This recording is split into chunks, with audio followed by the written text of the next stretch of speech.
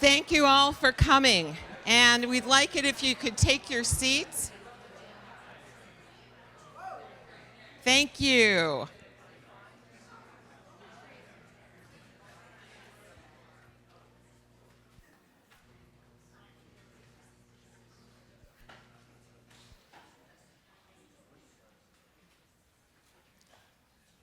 Thank you very much for coming to the 2016 Barnett Symposium. My name is Debbie Smithshank, and I am the current chair of the Department of Arts Administration, Education, and Policy at The Ohio State University.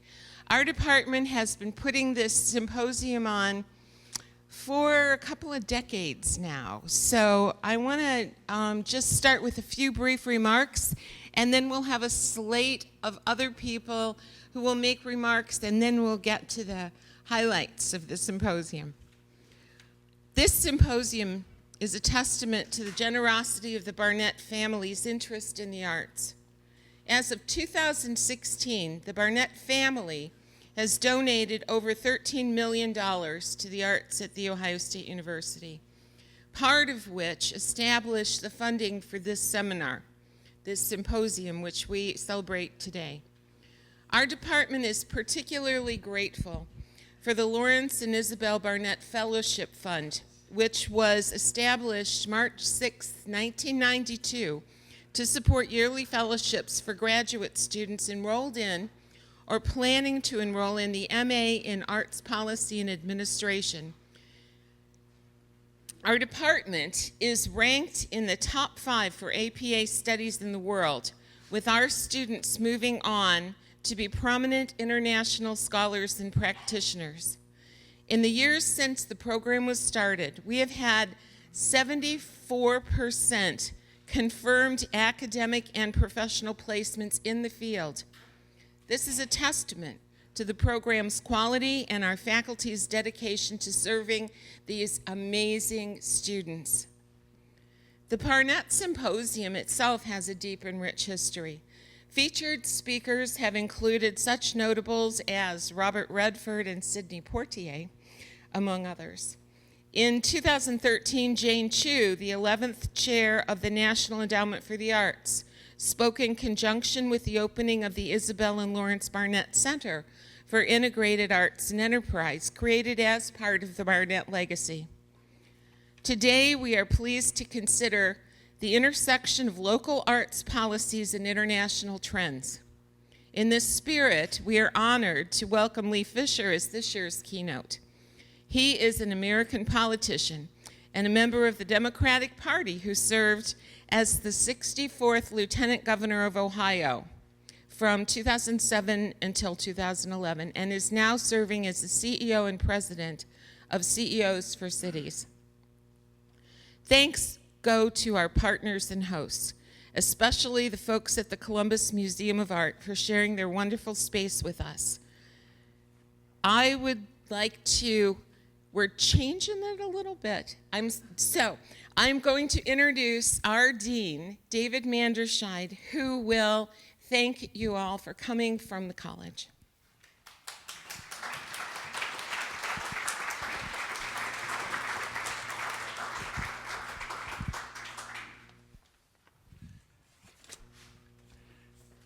Thank you and welcome. I'm David Manderscheid, Dean of the College of Arts and Sciences. I'm really happy to see this event, to see this great turnout, and I think the Barnetts would be extremely happy. I'll mention I'm flying out to Los Angeles this afternoon. I'll see Larry Jr. tomorrow, and I will tell him about what a great event this is. This is exactly what the Barnetts had in mind when they put together this symposium. This is students learning. This is students learning across disciplines. It's students in architecture and design. It's students in the arts administration and educational policy program. It's them learning out in the community. It's a partnership with CMA. It's a partnership with the city of Columbus.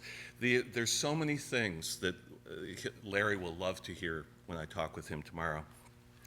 And it's a partnership of arts, media, and enterprise. I mean, that's what I think is also very attractive to them. And finally, it's a partnership. I mentioned the city of Columbus. It's about cities. in my day job, I also am the lead dean on the data analytics effort at the campus. And one of the foci of that area is smart cities, using data to understand transportation, to minimize energy usage, and so on and so forth. But that's not what makes a city great. I mean, of course, that's helpful, but what makes a city great? It's things like the arts. These may seem orthogonal at times, to use a mathematical term, that's my background. They may seem orthogonal at times, but they're actually very complementary. And we need both. We need to minimize energy usage, we need to find better sustainability programs, but we also need to be part of humanity, be part of the arts, and part of media and enterprise. So this is just such a great event. I had a breakfast on campus. I have to go back to campus right now. But I absolutely, when I was asked to come and do this, I wanted to be here. So I just came down just to say hello to you. Welcome. Thanks for coming, and have a great conference. Thank you. And as part of the change-up of the program, I get to introduce our next speaker. Our next speaker is the director of the Columbus Museum of Art. We have a great partnership with the Columbus Museum. Our next speaker is Nanette Macy-Junes. Nanette.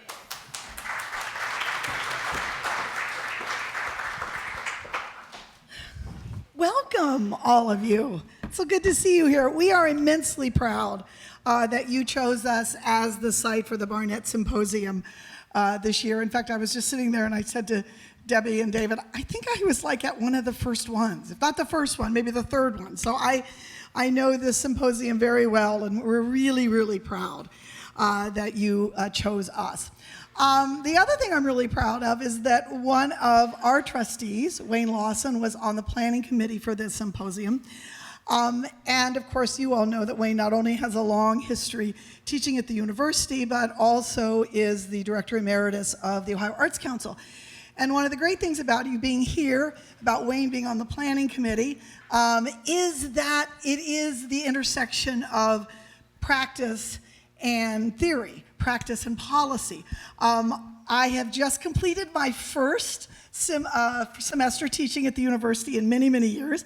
I taught a 21st century museum issues class as a practitioner, so that was very exciting in the arts policy program. And then I think half of my students were interns at the museum, so I keep running into all the great people at the university. The museum does indeed have a very rich relationship with the university. One of the things I wanted to tell you is in January, we're doing an exhibition with one of your professors on Joe Brandeschi on the Shakespeare and the Czech stage. So it's all about Czech interpretations of Shakespeare. I learned for the first time that I never knew that the Czechs sort of consider William Shakespeare to be Czech. We all do know he wasn't, but the Czechs, it shows you about the universality of the importance of Shakespeare. So it'll be a great exhibition, and it's like the third or fourth exhibition in recent memory that we have done with the university, so we're very proud of that. We also have a great friend in the audience that is connected to the university who's looking down and will be shocked that I'm going to say this, but Dave Staley, who is sitting over here, right over there. Dave Staley's been helping the museum with a great deal of its strategic planning. Our last strategic plan sort of culminated in what's out there, this wonderful renovation and expansion of the museum. So now, what's next? But while we were doing that renovation expansion, I wanted to tell you just a touch about what the museum has been doing, because it isn't just that we architecturally, physically changed. We changed what the museum is, I think, fundamentally doing. We are still doing the task we always did, which was to take care of a great collection for generations of people, to be a center of conversation about art. But we are a leader in the museum field for kind of redefining the 21st century museum. What is the 21st century museum's relevance in the lives of the citizens of the United States and the world? What's our contribution? What's our part in this big conversation about our culture and where we're going as the human race? What's that part? And so one of the things we've really been working on is trying to create an art museum that is very visitor-centered, that is responsive about what our visitors are needing from us and our community is needing from us. The other thing that you'll hear us talk about a lot at the museum is that we've adopted creativity as our social mission. We truly believe that the museum is a great place to get connected with the creativity that is sort of the universe-given right of every one of us on the planet. One of the things that we know about creativity is if we do not support it, if we do not cultivate it, if we do not empower people's creativity, it dies in us. And my friends, it dies at a younger and younger age. It is heart-rending to hear a 3-year-old when you're trying to get them to use their imagination, to develop their critical thinking skills, to get in there and sort of, talk to you about things. It's heart-rending to hear a 3-year-old really say in 3-year-old language, what is the answer that you want from me as the adult? You tell me what you need me to tell you and I'll parrot it back. That is not what all of us in this room know, that is not what we need to solve the problems of the 21st century. We need our kids to grow up with imagination, with innovation, and with the critical thinking skills that lets us solve the problems of the 21st century. We think the arts have a great part in that. I think you all do, which is why we think our work is so important and why we think your work is so important. So thank you for being here. 2 quick sort of they always call it housekeeping. Okay, so have you found the restrooms? So the restrooms are down in the center of this hall. You go right down the center of the hall and you're down a little set of stairs. And it's right there. Or if you go back out into the atrium lobby and you're headed toward the door, the restrooms are down next to the cafe, down to Shaco, off onto the left. So that's sort of easy. If you like to be cool, this auditorium tends to run a little cool. However, if you worry about being too cool, stay away from that back row in the front part of the auditorium. The air conditioning runs out of those vents right there. We've put a little thing to keep your ankles warm, but there's no way I can keep your shoulders warm. So if you get a little breezy back there, move a little forward. It kind of evens out in this auditorium. All right, have a great day. And I have to run off, so I'm particularly sad that I'm going to meet Miss Lee Fisher, who I'm a big fan. Who am I supposed to introduce? You, Debbie? You come back.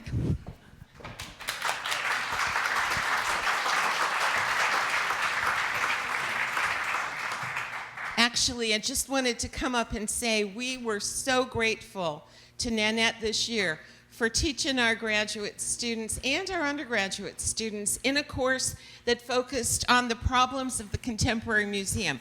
And wow, she certainly knows what they are. So yay, Nanette. All right, so I would like to introduce Shoshana Goldberg-Miller, who was stellar in pulling this whole thing together. And Shoshana, come on up.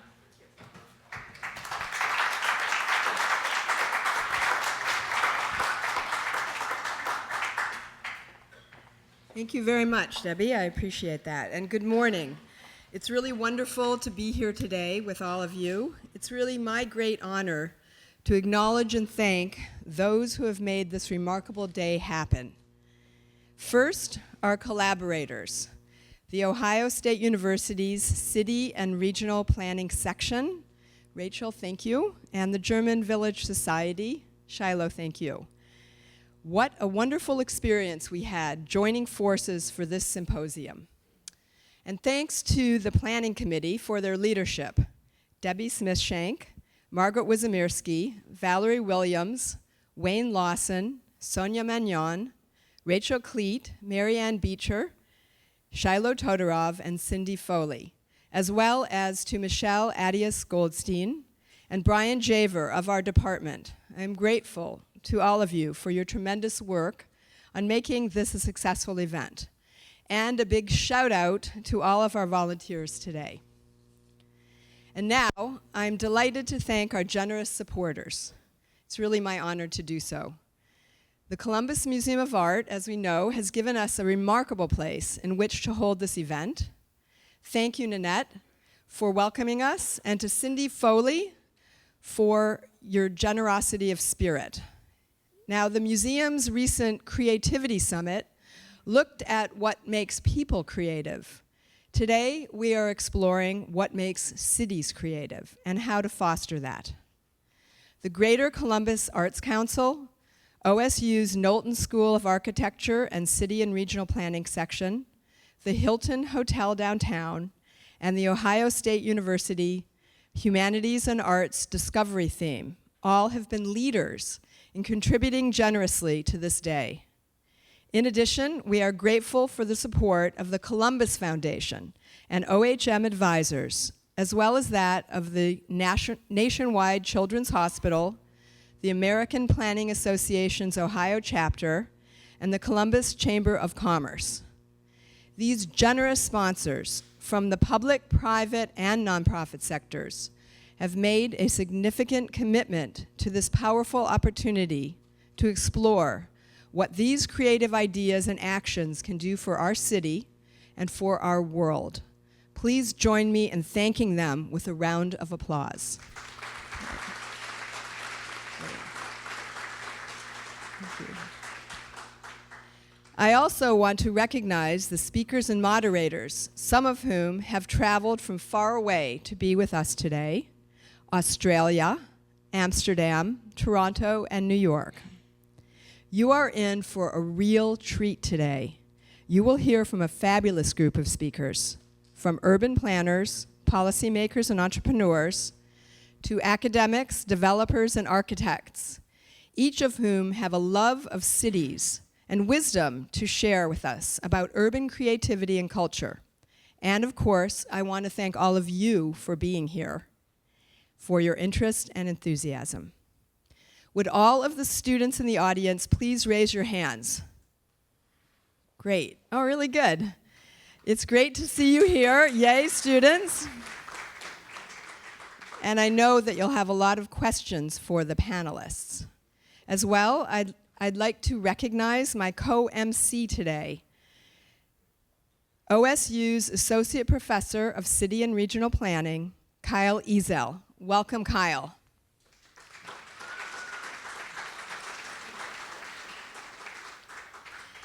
This symposium, what we're doing here today, is an expression of our shared interest in and dedication to Columbus as a creative city.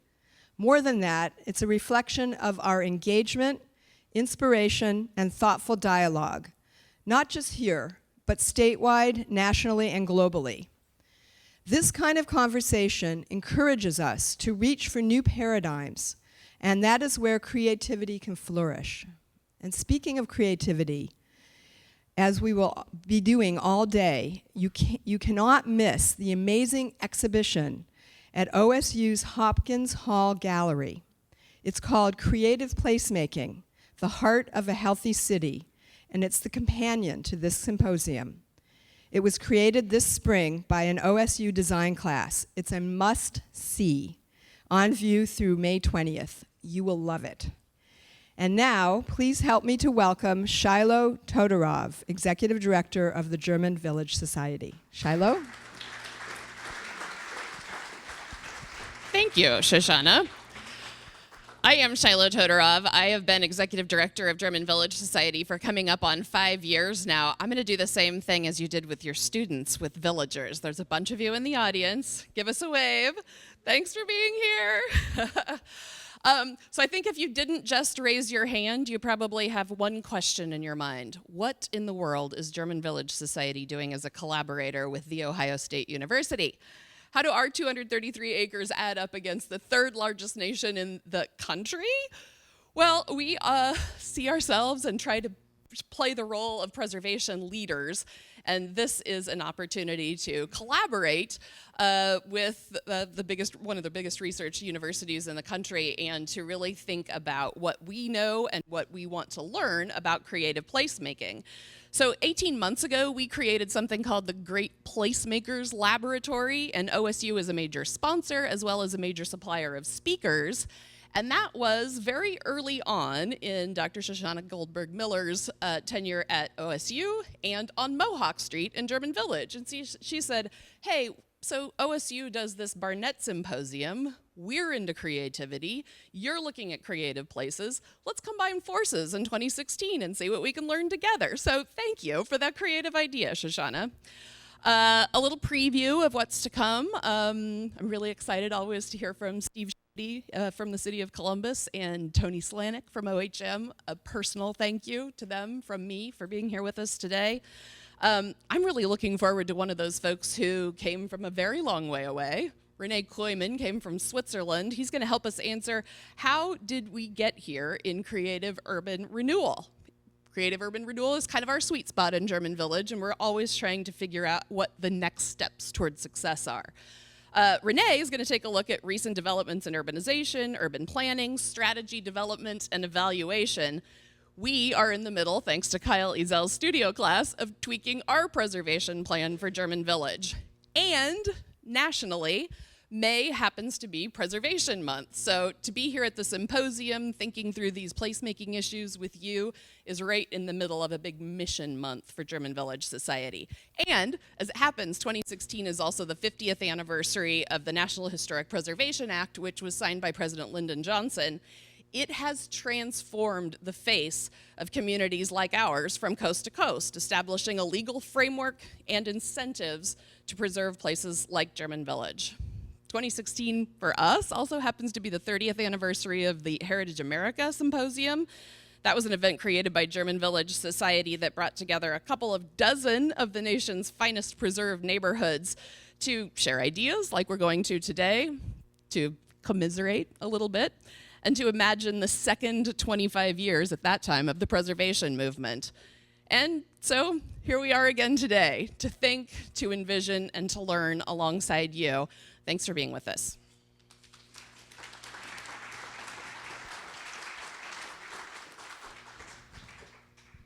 Thank you, Shiloh.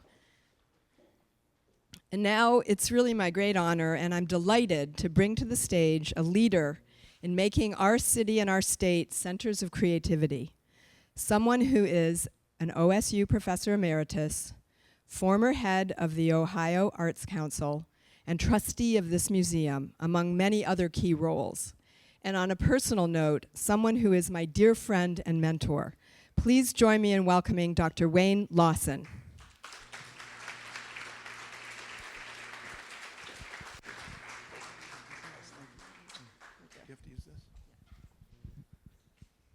Thank you, Shoshana. I hope you all realize what a wonderful director Nanette Macy-Junes is. Did you see that passion? Incredible. Good morning. It's my pleasure to be here to introduce the keynote speaker. I think most of you know that introductions are repetitive. You have these wonderful programs in your hands. And if you will open that program to the first page of color and look to the left side of that, I think it's on the left side of it, you will see this photo of Lee Fisher. Now, you start reading, and I'm going to talk.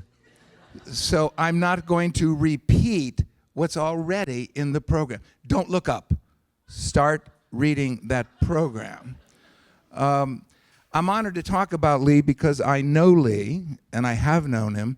I knew him when I was the director of the State Arts Council under the governorship of Dick Celeste. And I knew him during the third paragraph Department of Development when I was opening Ohio arts offices in countries where we had trade offices, which he promoted. I knew him during the fourth paragraph when he was marketing Ohio to the world. I was there. And I knew him during the, keep reading, sixth paragraph when he pushed us all in every department to make sure we had economic development as part of our mission. Lee headed out after his tenure as lieutenant governor and his other positions with the state to become known for pushing for more economic development projects. He knew and he continues to know the importance of good research and how to put it in practice. Check out paragraph 10, where his educational background centers around leadership, creative leadership. He put his academic background and his political background into practice, and now we find him here. President and CEO of CEOs for Cities. Look under his photo. Larry and Isabel Barnett, and I'm going to repeat what David said, would be very pleased today. We have a practitioner with a strong academic background who brings together urban leaders to share the smartest ideas and practices for city and regional economic competitiveness and success, talking about creative cities. They wanted our students, Larry and Isabel, wanted our students to have these kinds of opportunities, and we have one today. Lee, I loved working with you some years ago, and with Peggy, Zone Travel, then, and thanks for all you did and you continue to do now. We're lucky to have you here today, so everybody now close those programs, keep them, and listen up. Here's Lee Fisher.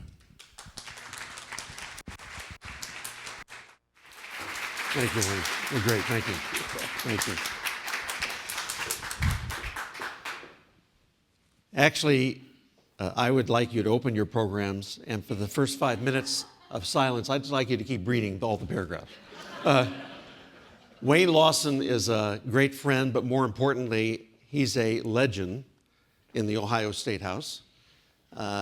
Wayne was the single most effective, articulate, our advocate for arts and culture during the 10 years that I served in the legislature and the 4 years as Attorney General and 4 years as Lieutenant Governor. No one in Ohio has done more for the work that all of you do and for thousands and thousands of other people than Wayne. So let's give him another round of applause.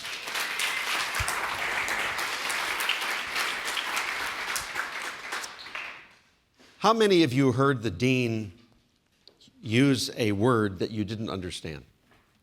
He said orthogonal. Well, I go to these conferences because I want to learn something new. When the dean left, I asked him, what does orthogonal mean? Because I had no idea. It's perpendicular.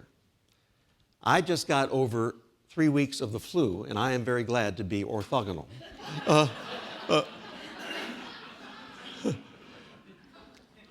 My dream in life, if I had one dream, one aspiration, it would be that one day Debbie will be at this podium and she will talk about the Barnett Symposium and she'll say the following. Our past speakers have included Robert Redford, Sidney Poitier, and Lee Fisher. Not likely, but that's in my dreams, okay? Okay. A special thank you to Shoshana. How do you say no to Shoshana? Not just because she's a wonderful person, but she's the only person I know who doesn't carry a business card. Dr. Shoshana Goldberg Miller only fits on a bumper sticker.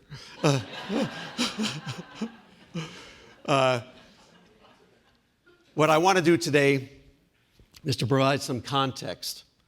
You have among you some experts around the world who know far more about, and right here in Columbus, who know more about city planning and regional planning in cities than I do. People like Regina Meyer, who you'll hear about, the Brooklyn Bridge Park, the phenomenal experts from around the world, especially the city of Toronto, which is a model for all of us. But I hope that I can provide some perspective because I travel to a different city almost every week, and I've been doing that for 5 years. I focus primarily on mid-sized cities. I call it, actually I borrowed this phrase from Steve Case, I call it the rise of the rest. We all know that innovation's happening in Chicago and San Francisco and New York City and Boston, but what we don't know is that it's happening in Columbus, Ohio, and Cleveland and Milwaukee and Pittsburgh, in Grand Rapids and Tulsa. That's where I go. And I see innovation and a renaissance happening everywhere in this country at an unprecedented pace and at an unprecedented level. Now, imagine if you were coming in from outer space and you were looking at the planet Earth. You would see these vast stretches of water and mountains. We're really a blue planet. We have very little land, but on that land, we human beings tend to huddle. We huddle in those places where there are lights, and they're called cities.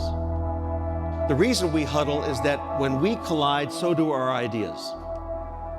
65 million people are now moving to cities every single year, primarily in Asia, primarily in China. That's the equivalent of adding to the urban population 7 Chicagos every single year.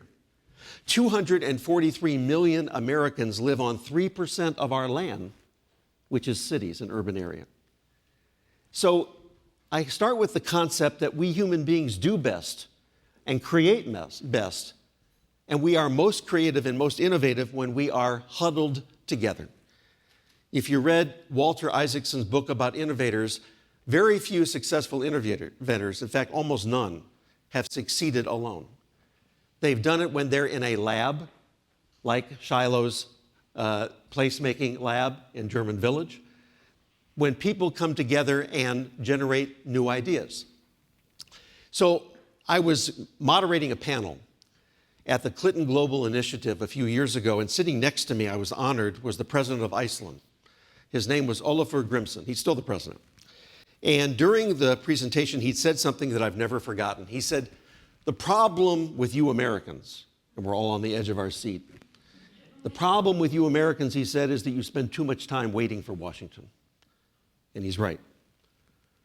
The truth of the matter is that although we will elect a new president this year, and that president will have immense power, the change that's happening in America is not happening in Washington, D.C. It's not even happening where I used to work with people like Steve Shoney at the Ohio Department of Development or in the governor's office. It's happening from the bottom up. If you want to change the world, I say you start with your city. It's the last refuge of functional government where literally you can touch the people making the decisions. And so that's why I'm so lucky to be spending my time on the ground where change is happening. I love looking at cities through another prism, another way of looking at them. This is the sculpture park in Des Moines. And if you look at cities in a different way, you see them very, very differently. Keep in mind that 75% of our nation's GDP is generated out of urban areas. It's even higher on a global level. When I look at cities, I recognize that there is congestion, there's poverty, there's crime, there's pollution. None of these things can be ignored. In fact, they must be squarely addressed. But I am an optimist. We have an asset-based approach, and I look at cities more like this, because I view them as tremendous assets that, in fact, are changing the world. Now, if you're going to do anything to change Columbus or any city, as somebody like Dave Staley knows, you begin with your vision. So if you allow me just to tell you two stories. This is the story some of you have probably heard about the two men who are putting rocks on top of each other. One is sweating and angry and resentful that he has the job. The other is calm and cool and collected. A little boy goes up to the first man who's sweaty and says, "What are you doing?" "Oh, I'm just piling these rocks." And he goes up to the second man who seems far more calm and much more relaxed and more happy. And he said, "What are you doing?" And he said, "I'm building a cathedral." One had vision, the other did not. My mother-in-law, Mary Zone and Mike Zone, were married in 1944. And 90 days after they got married, Mike Zone was captured as a prisoner of war at the Battle of the Bulge, and this is a page from the diary that we still can read to this day. We often wondered how he survived when younger men and stronger men and healthier men did not, but when we read this diary, it became very clear. The story of the 9 children he would someday raise, one of whom is today my wife, but more importantly, he was an Italian who loved to eat food but had no idea how to cook it. All throughout this diary, intricate pasta recipes. So intricate that when he actually was liberated and came back to the west side of Cleveland, Mary Zone, who was a great cook, used them almost to a T, but Mike still had no idea how to cook and didn't even understand the recipes that he wrote. He could see beyond the barbed wire. He could see beyond the cruelty of the guards. He could see something that other men could not. In his case, he not only saw his future, he tasted his future. When I traveled to Ohio's prisons as Attorney General, I met young men and women who had no sense of their own future. They came from neighborhoods that were often tougher than the prisons in which they were held. For them, prison was a land beyond pain.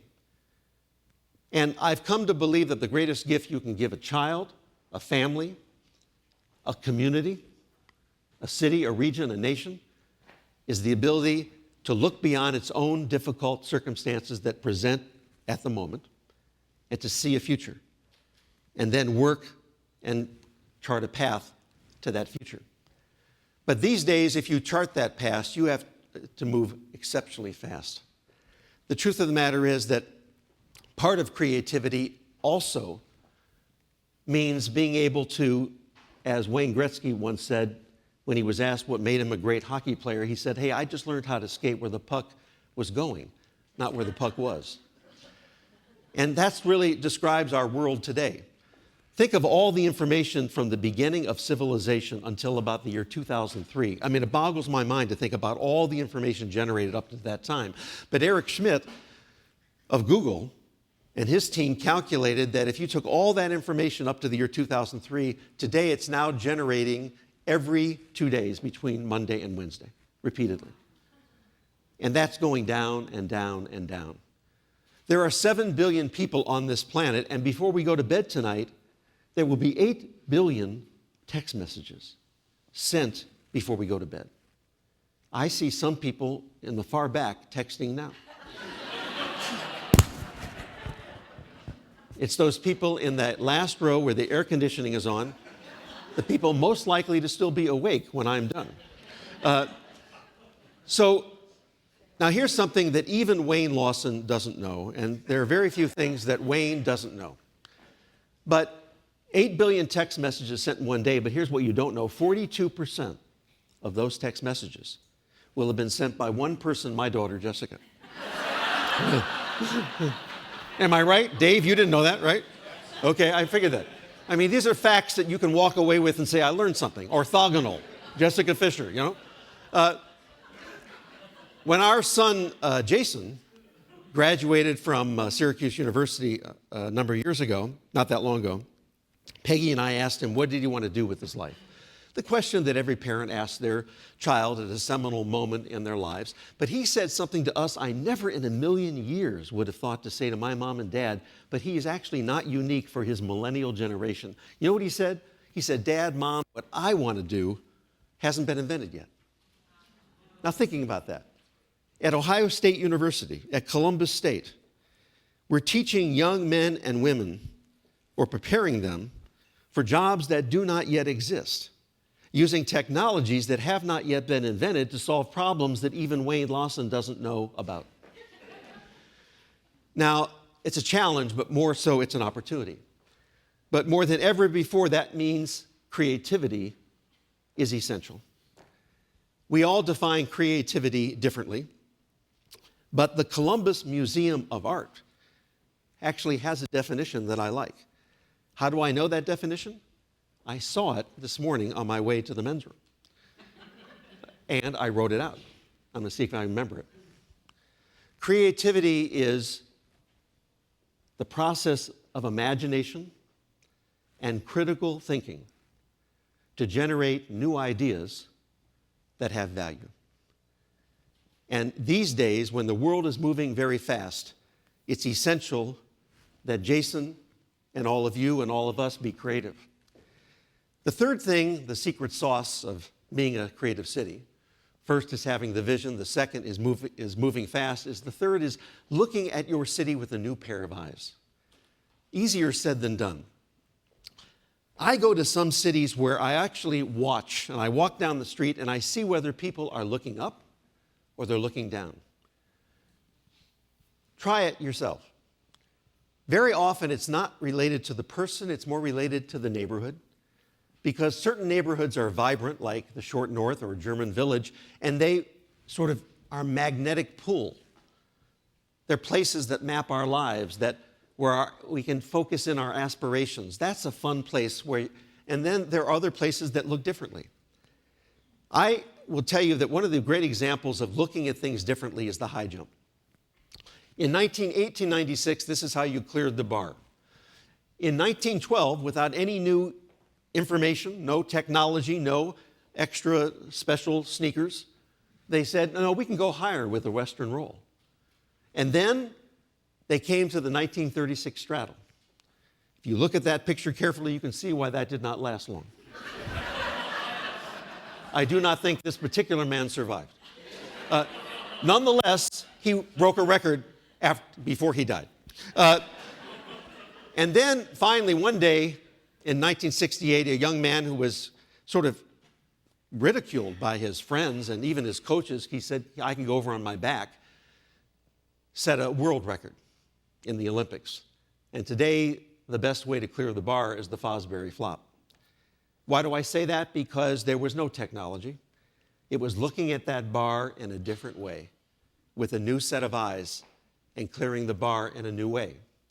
So when I say that some cities you're looking down, I don't think you'll find any quite like this, but my point being that a city, sometimes you can tell whether it's doing well if they're looking down or they're looking up.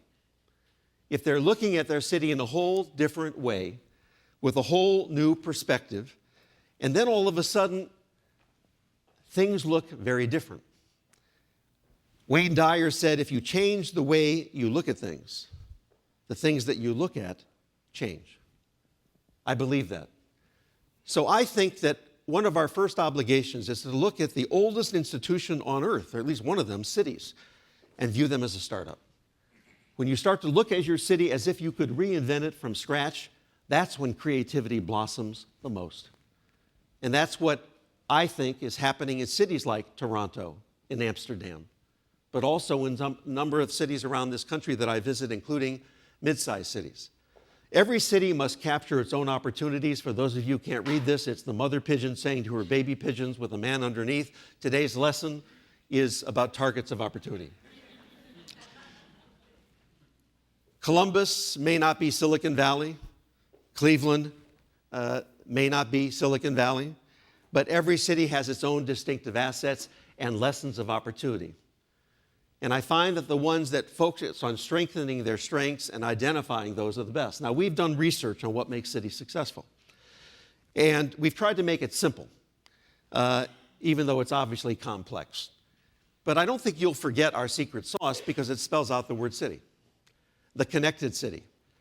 How do you connect your physical capital, your place capital, your human capital, your social capital, your digital capital, in a way that makes a truly connected city? And maybe more than anything else, how do you connect your city to its people so it is one? The innovative city. How do you create a culture of creativity and entrepreneurship, where responsible risk-taking takes place and failure may not necessarily be celebrated, but it is certainly not ridiculed? How do you create a city that fosters and educates and trains and retains and attracts creative talent? And finally, the why. Now, I made up this thing so people to remember it, and I have to admit, I was struggling with the why. And I was in the shower one day, and I came up with it, I know, your distinctive assets. Because that is your comparative advantage. What makes you different as a city? What is your authentic DNA? So I think the most important thing you can do on the connected city is to connect your city to its soul. Every city has a soul. Sometimes it's obvious, sometimes it's very hard to find, and sometimes it's just something that you feel. One of my favorite songs is Happy by Pharrell Williams. And although I love to dance to it, I also have listened to the lyrics, and you may not remember this, but one of the lyrics is, clap like you're a room without a roof. And I wrote that down because I thought to myself, that's a description of a city. Great cities are rooms without a roof, where you feel you can find places of intimacy and still be outside, where you feel like you're more connected to the soul and the DNA of the city. Arts, culture, and creativity, arguably, not just because I'm here today and that's the theme, I think it's fair to say, are the source of most of the innovation and the inspiration that is happening around the world and in America's cities. One of my favorite quotes is this, Maya Angelou. People will forget what you said, people will forget what you did, but people will never forget how you made them feel. If you can make a city come alive, that helps. Now, I'm going to show you a video about a mid-sized city. You may recognize it, you may not. But it could be any successful city in the world, but I particularly like this video because after watching it, I felt like I was beginning to see its soul. I was beginning, more than anything, it made me feel good. And so we're going to cue up this video. You take a look. Maybe you'll like it, maybe you won't. And of course, maybe you'll never see it. There it goes. Okay. A little louder, please.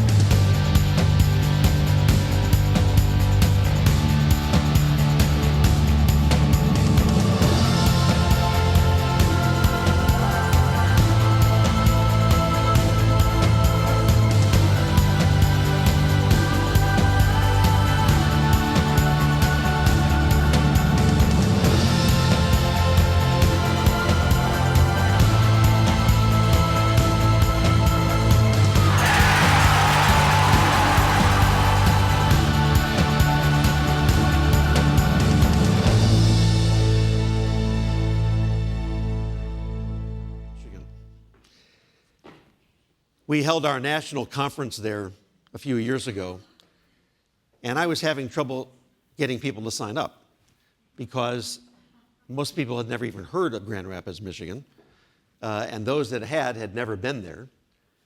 And as a result, what happened was, as I went there, they started to tell me about something called Art Prize. Many of you know about it. It's the largest art prize of its kind in the world. Why is it so unique? Is because the people who are in Grand Rapids at the time, including people from around the world, and trust me, it looks like a European city during those 3 weeks. There are no cars, everybody's walking, and there are people from every country, just about every country in the world and almost every city in the United States. And the artists and the venues choose each other, and then there are democratic votes as to who wins. But what they've done is they've taken a 3-week event and they've embedded it into their culture of their city year-round. So even though you don't see the conglomeration of people that you do during those 3 weeks, they've been able to put it in their ethos as an arts and culture city. A mid-sized city, not Chicago, even smaller than Cleveland or Columbus. And I see this everywhere.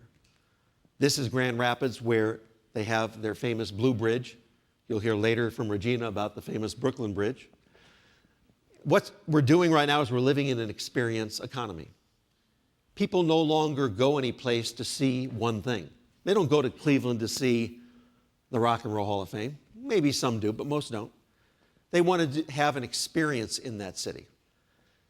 The cities that are 24/7 have transformed from 9 to 5 downtown, where you work and then you drive out to the suburbs.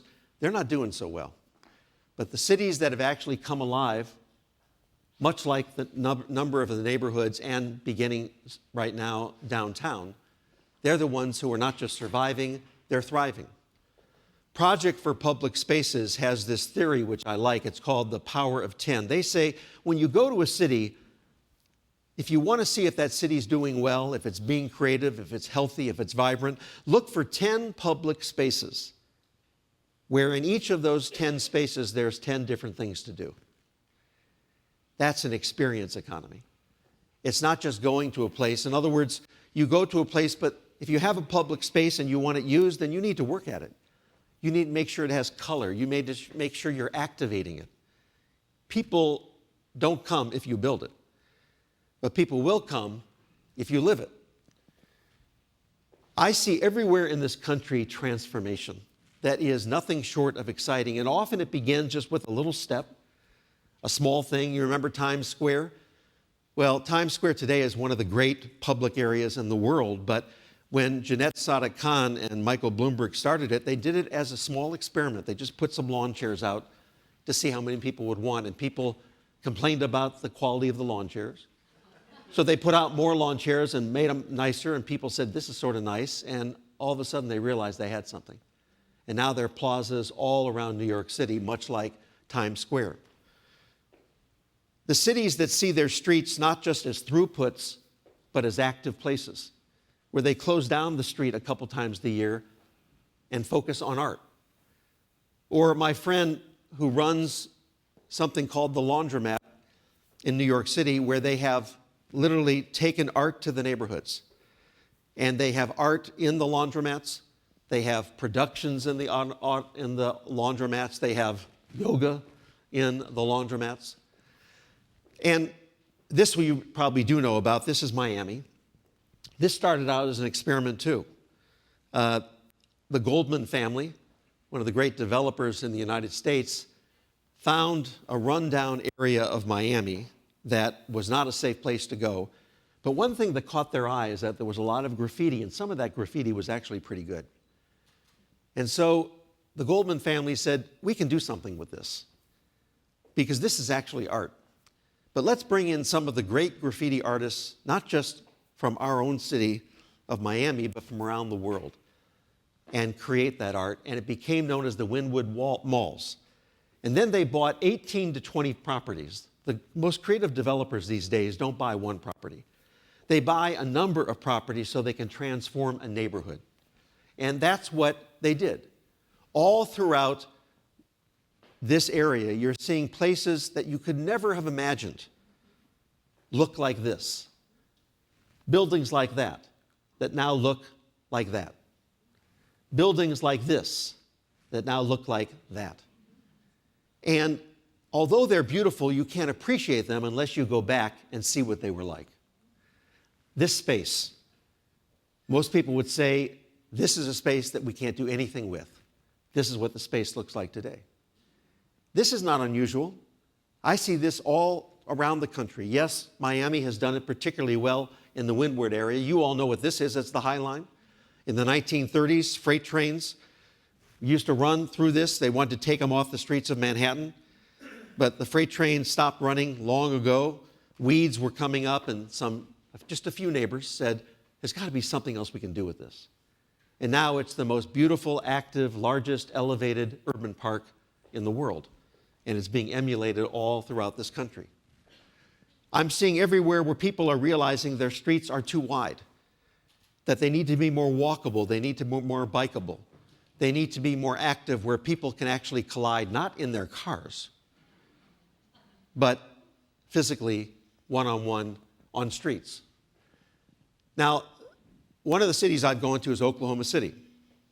And I was talking to Mayor Cornett, and he told me an interesting story. He said that this used to be a river, but they had long abandoned the idea of ever reclaiming that river. It would be too expensive, and people didn't even know if they could do it. So they had a line item in the budget to mow this, and that's all it was. So nobody paid any attention until one day he said, I'm going to pass a sales tax, and 100% of the proceeds of this sales tax are going to go to revitalizing downtown Oklahoma City. And the first thing he did is say, let's look at this in a new way. And today, this is what that looks like.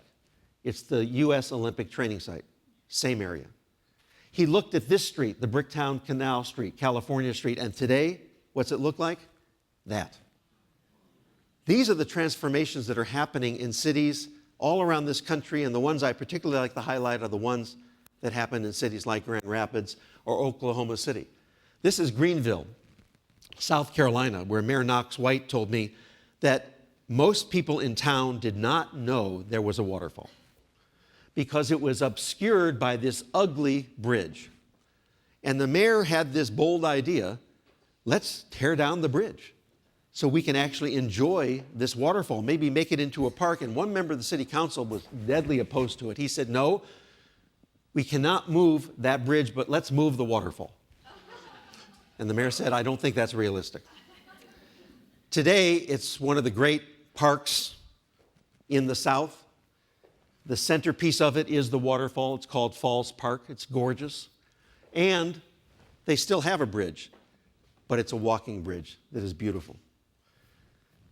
That these transformations give you a sense of pride. Now, people of Detroit haven't had a lot of that pride. They've suffered a lot of poverty, bankruptcy.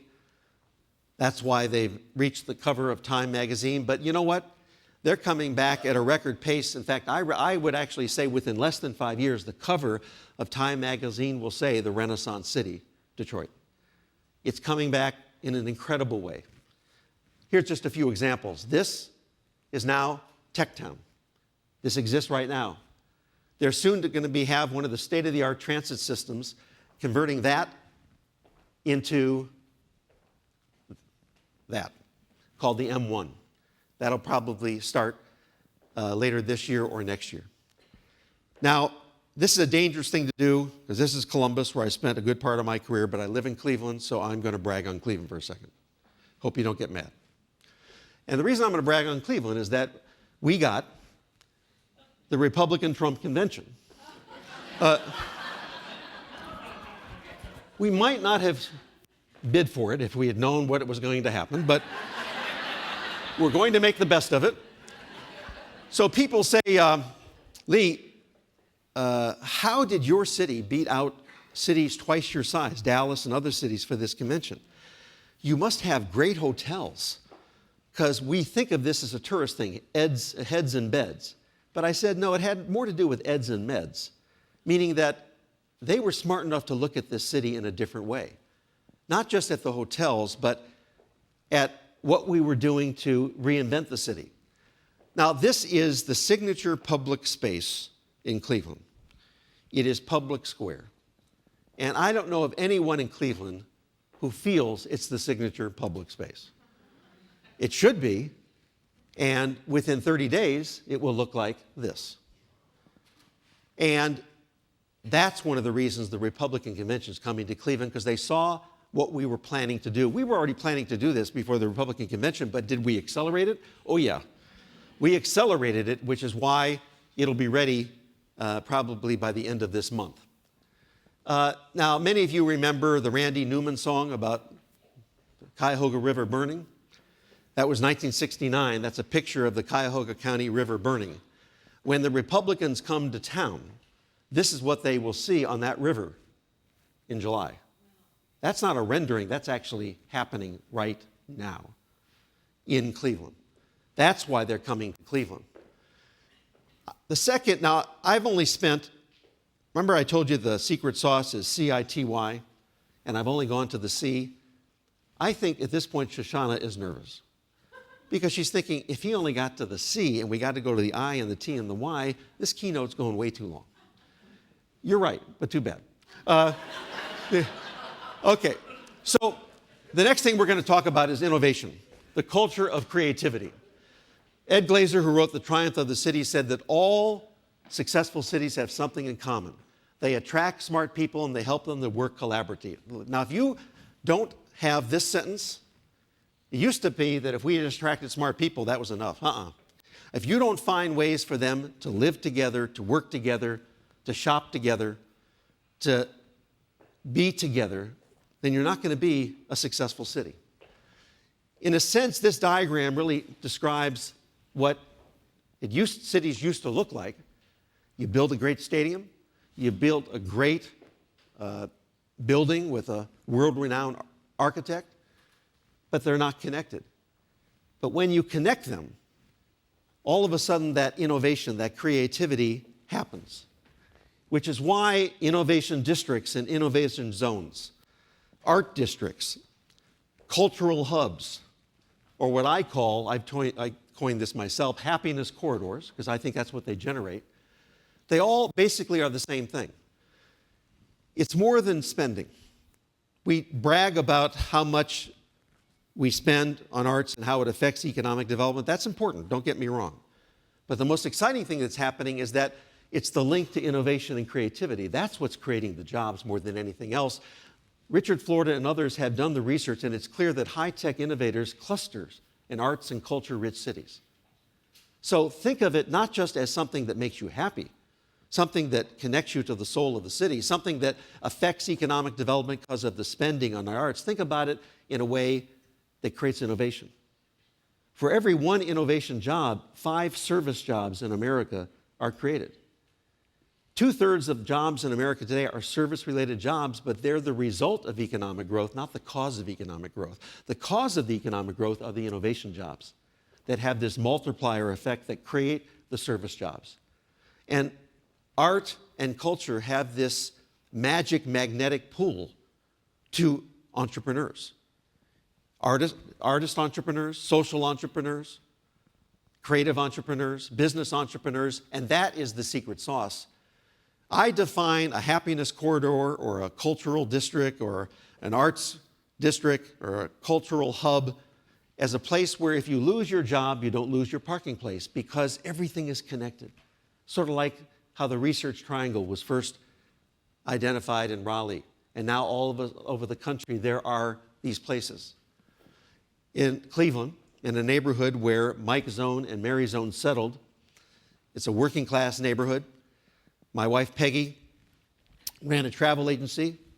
Wayne was a steady, loyal client. It was at 65th in Detroit. If you've ever been there in the last 10 years, there were porn shops. There were homeless people lining the streets. Peggy was there because it was her neighborhood. It's where she grew up. It's where her father and later her mother were members of council, so she was loyal to the neighborhood.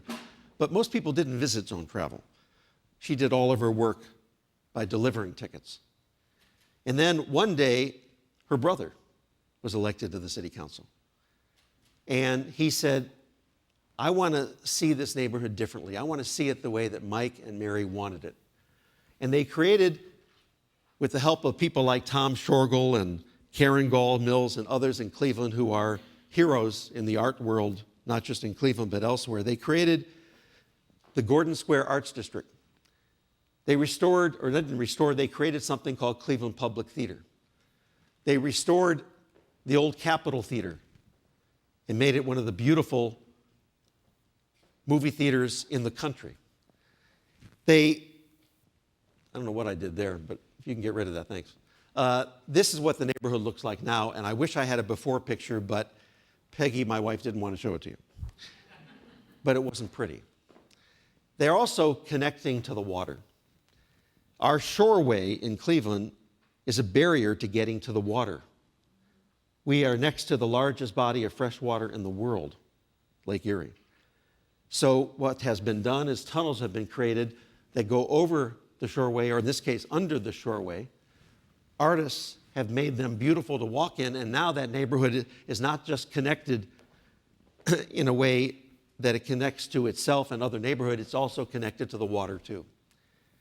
The T is talent, retaining and attracting talent, and the world has changed since my favorite television show. This is my all-time favorite television show, Leave It to Beaver. I love this show, and to me, that was the ultimate family. If my family could be like Beaver and Wally's family, I would have a successful life. But something is changing in America, and we have to be aware of it. It's affecting cities. The demographics are startling. Married couples with children in 1970 were 40% of the population. By the year 2020, they'll be less than 20% of the population. U.S. mobility. We think we move around a lot in America, right? We really don't. Most people just stay in their neighborhoods or stay in their city. Maybe they move from downtown to German Village. Maybe they may move to the University District. Maybe, if they're bold, they move to another city in Ohio, but they don't move out of state very much. But there is one exception. I think you know what that exception is. It's what I call the young and restless, the millennials. My two children, Jason and Jessica, between the ages of 25 and 34, particularly those with a college degree, because these days, as you know, that college degree is sort of the starting line, not the ending line for getting most of the jobs in America, at least most of the innovation jobs. They're the most mobile, and every city in America is competing to get these millennials. About 1 million of them are moving across state lines every year. You can capture them. It's not easy, but you can capture them. What are they looking for? Well, it used to be, maybe my generation went to a city for a job. Some people have said this generation now goes to a city for a place, but that's not right either. They go to a city for a place and a job, but they go to the place first. Do they want a job? Of course they do. But think about this. Where does a company go? When I was director of economic development, I learned a valuable lesson from many of the CEOs that Steve Shoney and I worked with. The lesson was that although they wanted money, grants and tax credits and everything else, you know what they really wanted? They wanted a creative, skilled workforce. And if you could provide them a workforce that was creative and skilled and talented, then you'd get that company. So when more and more millennials go to a city, a company looks back and says, there's our talent pipeline.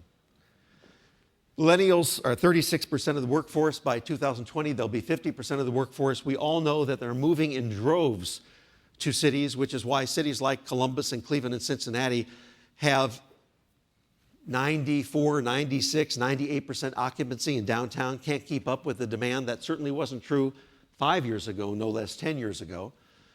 They want to bike to work. They want to walk to work. They want to live on top of where they shop and eat. That's the kind of city that is happening. But there's another generation too, the baby boomers, my generation, that also wants to bike and walk. They're downsizing, and they too are going to cities. It's important to focus on them too, okay? Indianapolis has done this in a unique way. They created the cultural trail right through downtown and into the woods. It's a phenomenal place that has activated the city. They've been able to help find their soul on this phenomenal cultural trail where you see all different kinds of people every day, business, women, and men with their helmets on, going to work in a safe way where they don't have to worry about being hit by a car. They're going along the cultural trail. The most mobile, however, have a time when they anchor. Our research called Young and the Restless found that when they reach age 35, they stop. They anchor. They put down roots. Maybe they get married. They have children. Many of you have someone you love who you'd like to return to Columbus. Maybe it's your child. Maybe it's a long neighbor. Maybe it's a grandchild. But you want them to boomerang back. I'm telling you right now, if they are 34 years old, you have 12 months. The clock is ticking. So the point is that this is a captive audience, but if you don't move fast like we did in Cleveland and bring them home, we got him before he reached age 35. You can do it too. And finally, your distinctiveness. What makes you distinctive? What makes you authentic? What makes you different? What is your, as Seth Godin says, what is your purple cow? What makes Columbus or Toronto unique? Find your purple cow and do what that great economist, Dolly Parton, once said. She has defined distinctiveness better than anyone I've ever heard. She simply said, find out who you are and do it on purpose. That's what taps into your DNA. It could be Asheville, where I've gone to, and they've taken music and art, particularly music. It could be, of course, the one we all know about in Austin, Southwest by Southwest. But whatever it is, it affects your attitude, because attitude will affect the altitude of a city. I go to cities where many people in that city have an inferiority complex. They're like Rodney Dangerfield. And they put down their own city. It doesn't happen so much in Columbus, but it happens a lot in other cities around this country, including Cleveland. And very often I find that the people who put down the city are the people who were born there. And the people who lift up to the city are the people who moved there. Because they made a conscious choice and they love it. And so I tell everyone, get together, start looking up, believe in yourself. Have this attitude that nothing will prevent you from being a fan. Now, I don't know how many of you know this, but the Green Bay Packers are a unique football team. They sell shares to their fans in the team. They have thousands of shareholders. They literally have put money. They have a shareholder meeting that fills the entire stadium, and they literally feel invested in their team. They feel invested in their city because there are thousands of owners of the Green Bay Packers. Cleveland has not won a championship since 1964, and we're depressed. But a couple years ago, we said, you know what? It may never happen. We're still going to have fun. We're going to be Believe Land. I go to Des Moines, and all of a sudden I see people wearing these shirts, and I'm thinking to myself, what is this shirt? Des Moines, hell yes. It's because they had an inferiority complex, and they finally realized that they just puffed up their chest a little and said, yeah, damn right. What are you going to do about it? Nobody makes fun, at least when you're in Des Moines, nobody makes fun of Des Moines anymore, because a lot of the business people wear that shirt. It's amazing. My point is that it's that attitude that begins to connect with the soul of the city. Marianne Williamson once said, it is our light, not our darkness, that most frightens us. Playing small does not serve the world, regardless of your size, whether you're Grand Rapids or you're Columbus or you're Tulsa or you're Waco, all the kinds of cities that I visit every month. Their magic is they don't play small. They look at their city with a whole new set of eyes. And so I want to end today with my serenity prayer for cities. God, grant my city the vision to not let what we know limit what we can imagine, like my father-in-law, Mike Zone. He could have easily said, I will spend the rest of my life here.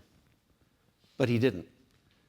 It's like those young men and women who are in prison who I talked to. A few of them could see beyond the bars. To do what Wayne Gretzky says, to move fast, to look around the corner, to skate where the puck is going, and the courage not to play small. And the wisdom to know that more than anything else, primarily using creativity and arts and culture, that you connect your city to its soul. Thank you.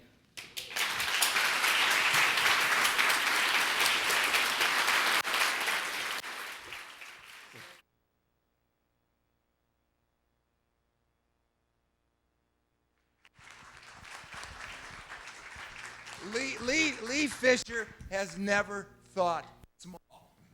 For me, it was going back 30 years down memory lane when he was a public servant, appointed and elected. Wait, use the mic.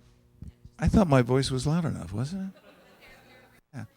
Down memory lane, this man had the same energy, and I emphasize when he was a public servant. If more public servants had that energy and that intellect, think where we would all be today nationally. So this man, again, I said creative leadership, but he's a leader for creativity. And let's give him one big round of applause.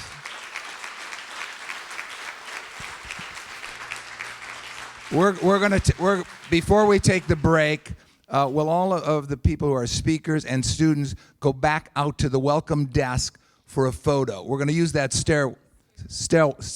let me finish. We are going to use that stairwell as you came in. So all of you get up, run, be there. You want your photo for a momentum for this Barnett. Thanks, everybody. And again, Lee, thank you.